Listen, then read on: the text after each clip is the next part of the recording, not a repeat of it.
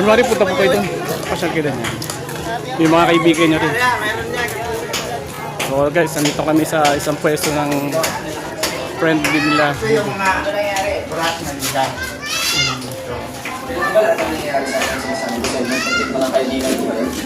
So sir, ano yung parang kulay gold po na yan? Ano yan? Burat to, ito yung dinidikit sa kapis. Tapos dito naman siya kinakat. Okay. Ito yung kinakat. Ito po yung cutting Ito yung area. ano. So yan po yung cutting area. Ito yung parang plate pa lang Yan siya. pa lang, tapos ano na to, sinusukat kung anong sukat ng brush. Tapos dito naman siya, himay-himayin. Okay.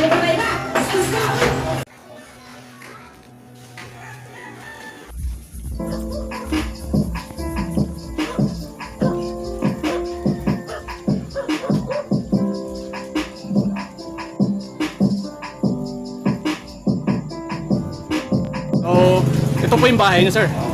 Ano po yung mga pwede nyo gawin dyan sa loob pagka yung mga ginagawa nyo dyan po sa akin? Oh, may flower po sana. Ayun po. Tignan ko nga. Ayan. Ganda. So ano po yan? Ano naman pong design yan? Ano to? Trim din to siya, yung pang Christmas season din to siya, yung mga lalagyan man to ng ilaw. Okay po. Nakita mo yung sa Quiapo, ang daming ganito eh. Opo. So, kita niyo po, oh. Ano po yung mga materialis na ginagamit nyo? Ayan. Ano po yan? Ano po yung parang gold na yan? Paliwanag nyo. Ito naman brush, ito yung ginagamit niyan pandikit. Yan, tapos ikakat pa naman yan. Wait lang. So guys, good morning. Andito po ako sa bahay ni Sir Andy Virgilio Castro. Virgilio Castro. So, andito tayo sa kanyang house na shop pa. So, anong ano yan? Anong ginagawa niya? Kubo? Bahay kubo. Bahay kubo. Ito yung Nilalagyan ng... Sige, ako bala dyan. Ini-edit ko na. Okay, tuloy lang. ito kasi yun ang pandikit. So guys, ito yon yung nandito ko ngayon sa kila Sir Virgilio.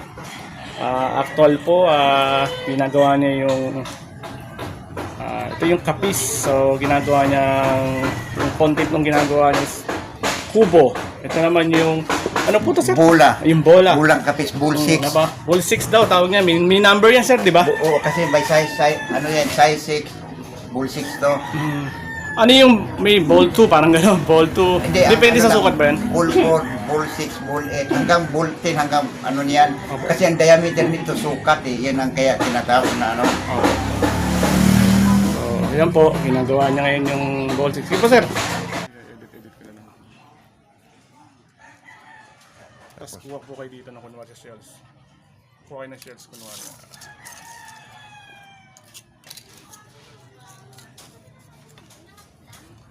Ito yung pag nabuo niyan, Ano po itong tubig na to na nasa baso na to? acid yan para dumikit.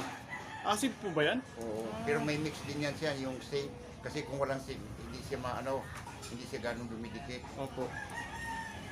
Okay po ah. Ayan, kita niyo po yung actual na paggawa ni Sir Bill sa kanya. So may order po ba kayo ngayong itong magpapasko po? Tingin ko, peak season po, tama po ba? Ang dami yun, hindi ko nga lang makayanan eh. Kasi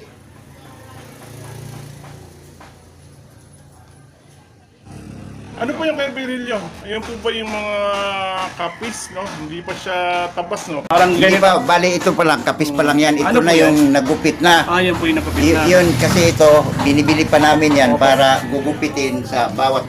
Ito yung pattern. Okay. May pattern. So ano yung gawa sa yero po? Parang ano Hindi siya? lata lang to. Bali, kumuha lang kami ng mga petals niyan. Tapos, ano namin dito. Tapos magbuo kami. Pag nabuo nga, maganda ang hubog. Yun na yun. So ano pong gamit dito? Parang may nasa payong po nito. Ano nag Ito naman pabilisan production. Ito na may panser. Ayan, Ito panser. yung Parang metal metal siya na pagka ano. So yun yung parang, yung pinakita nyo kanina parang plate. Ang trabaho po yun ay yung ano po yun yung pangkorte. So dadaan po yun sa iyan ano, din pattern din yan. pattern po. Ito naman pattern sa bullet. Opo. Parang ganyan. Kunyari lang ha. Sige, okay lang po. Okay. Sample. Ganyan mo yun. Ganyan. Okay. Okay, isa pa. Isang bagsak lang. Okay. Isa pa. Go. So, yun, ano yung pulutin niya nga po yung korte nung nalaglag. Yun po yung ano, ito na po yun. Ito na yun. Kumbaga yun yung pattern. Oh. Ito. Oh. Yun. Pero ibang pattern to, ibang ano to, ibang items. Pero parang tama, hindi siya yung sa kubo, no? Ibang ano siya, no? Iba, bulat Hindi, to. ay sa ball yan yung pinaka-pattern ng ball. Ito yung pattern para dito yun. Ito yung tinatawag na ball 6. Yun lang.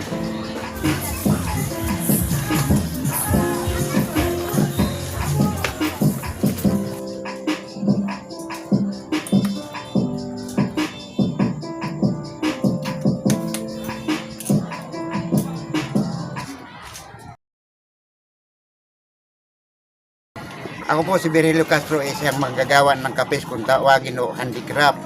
Ito po ang kinabubuhay namin dito sa aming lugar kasi medyo may edad na ho kami, hindi na kami pwedeng pumasok na ibang pabrika kaya ito lang pinili namin dahil gawaing bahay lang ho ito.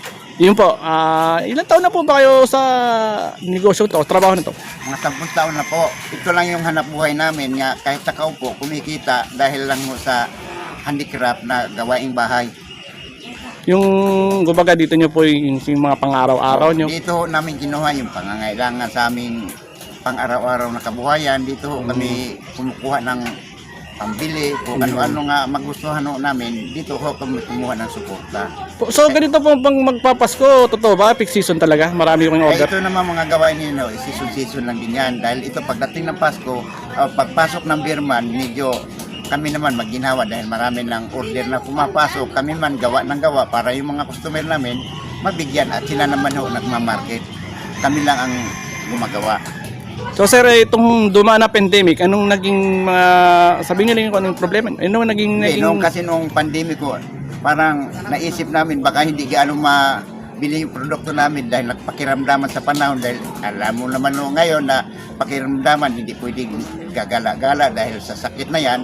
Pero ngayon pagpasok ng Birman, medyo malakas naman ang pasok ng order ng aming handicraft. Galing.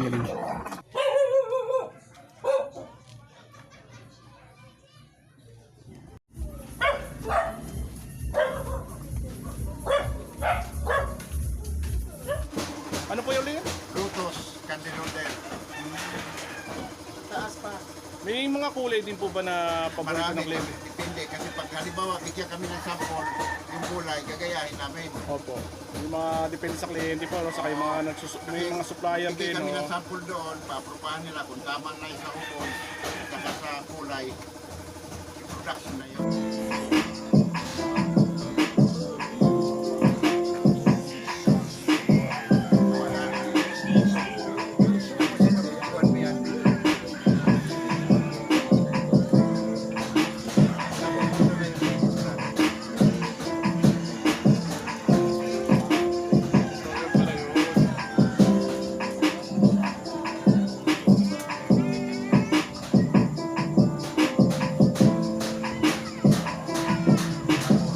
Ano pong name niya, sir? Si Mang Carlos. Castro, magkapatid Okay. kami yan. Brother po siya ni Sir Virgilio Castro. Si Sir Carlos Castro po. Isa rin po siya ang handicraft, kapis. Ito po yan. Mga ano po sila po yung mga maker. Yan. Sila po yung mga naghihinang. Doon pa sa kabila, mga parang mga product ko. Ito po si Sir Virgilio, yung kanyang mga... Ito siguro, ba, pakita po yung mga ano yan. opo, ito po yung... Ayan. Ito yung sa taas na nagpapikura ng mga product. Saan?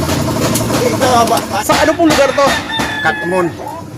Hindi po yung area din po na yan, yung lugar na yan. Diyan po pa pinipinturahan yung mga finished product nyo. Oo, dito namin pininturahan yan. Kasi sa labas hindi pwede kasi maulan. Hindi man pwedeng maanggi-anggihan yan. Oo nga pala. Ano po yung hawak nyo? Ito yung star din ho ito. Okay. Tapos, pag natapos namin pintura, ilalapag po namin dito para lalagyan naman ulit ng gold. Okay po. Talagang dami niyo pong trabaho, Sir Virgilio Castro, no? Dito nyo, nagbabrush ka. Yung hawak po ninyo na ano na yan, na something na yan, yan po yung spray gun. So, ito po yung mga finished product nila, sir. Bakit po kailangan siyang parang kumbaga, kung maganda yung panahon, may araw, mas maganda, sir, no? Harap kayo, sir. Harap kayo dito, sir. Kasi Sir Berl. mas maganda kung Sir, harap ka dito yan, paliwanag. mas maganda yung mainit ang panahon dahil yung pintura makintab kasi pag halimbawa maulan, medyo nagkaroon ng dry. Kaya kailangan, siyempre katulad ngayon, pangit ang panahon, napilitan kami dito sa area nito nga, Parang patuyuan nyo to, dry ano nyo. para hindi maulanan. Ito nga, napansin ko nga po, nasa taas yan ng ano nyo, yung paggawa nyo naman sa baba. Ito po yung mga... Anong sukat po ng star na to, sir? May sukat pa. 5 din yan, kaso magkaiba lang sila ng magkaiba lang sila pero pareho ang sukat niyan kaso lang dito nagkakaiba eh, may gilid-gilid. Sir, may napansin ako kanina parang kikinuha ka nyo. Ano ba to? Ano bang ano to? Mukhang maganda yung pagkaka... Ano dyan ah? Naman nag-request ng kliyente. Anong tawag po naman dyan sa... Flower mold din to. Flower mold. Yung kinuhaan mo doon sa ano, ito rin kaso lang kinuhaan ng pattern, ito na yung Okay. Parang ano rin siya, tapos depende rin po sa ilaw nilalagay. Parang tingin ko maganda rin yung pagkasma. hindi ang ilaw nito hindi magbi-break steady kasi pang ano dito. Pero kung nakita mo ito sa mga bahay na ano di-promote yung produkto, parang kumbaga saan para siyang chandelier ba na ilalagay doon sa ano tapos lagyan ng ilaw. Opo.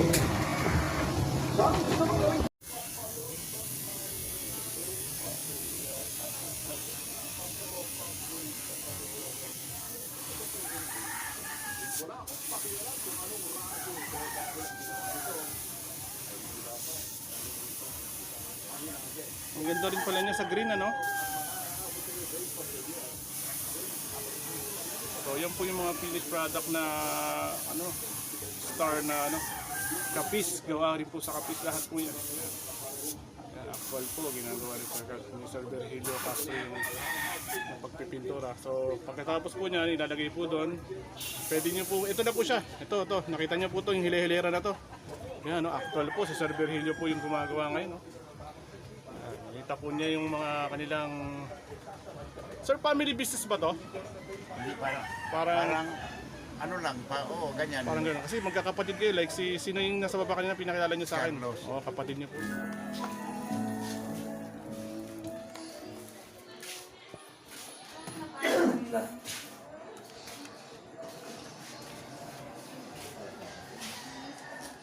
Pasensya na po lang iinisikasa lang po. Kasi may bisita ka. Yan. Kanina pa naghihintay yan.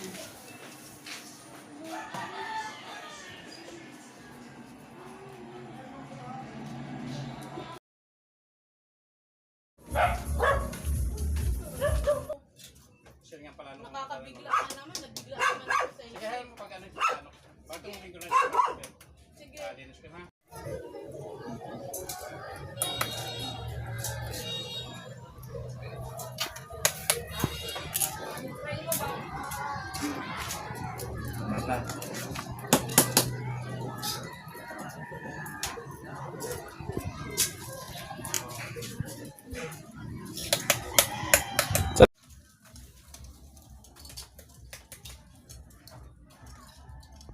Fernando Baldonado.